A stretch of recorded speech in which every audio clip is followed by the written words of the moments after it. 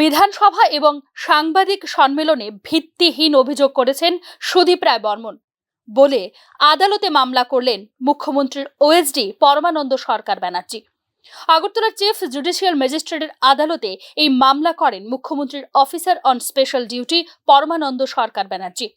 সম্প্রতি যেভাবে বিধায়ক সুদীপ রায় বর্মন বিধানসভায় দাঁড়িয়ে কুমন্তব্য করেছেন তাতে তার ব্যক্তি ইমেজকে নানাভাবে ক্ষুণ্ণ করেছে বলে আদালতে দায়ের করা কয়েক পাতার মামলায় স্পষ্ট উল্লেখ করেছেন পরমানন্দ সরকার ব্যানার্জি। 2015 সালে ফ্যাক্টরিজ অ্যান্ড বয়েলস অর্গানাইজেশনে ইন্সপেক্টর অফ ফ্যাক্টরিজ পদ থেকে অবসর নেন পরমানন্দ সরকার ব্যানার্জি। 2022 সালে রাজ্যের মুখ্যমন্ত্রীর ওএসডি পদে যোগদান করেন তিনি।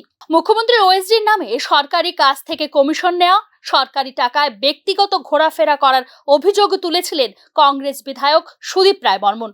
মামলাটি ভারতীয় নাগরিক সুরক্ষা সংহতি 210 ধারা এবং ভারতীয় ন্যায় সংহতির 356(2) এবং 356(3) ধারায় নথিভুক্ত হয়েছে। কংগ্রেস বিধায়ক সুদীপ রায় বর্মন কংগ্রেস সভাপতি আশিস কুমার সাহা সহ 6 জনের বিরুদ্ধে আগরতলায় সিজিএম আদালতে মানহানি মামলা করেন মুখ্যমন্ত্রীর ওএসডি পরমানন্দ সরকার ব্যানার্জি।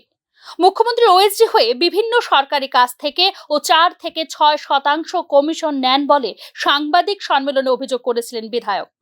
এদিকে ত্রিপুরা পাবলিক সার্ভিস কমিশনকে ম্যানেজ করে ত্রিপুরা জুডিশিয়াল একাডেমিতে নিজের পরিজনের জন্য উচ্চ বেতনে চাকুরি বাগিয়ে নেওয়ার অভিযোগও রয়েছে পরমানন্দ সরকার ব্যানার্জির বিরুদ্ধে।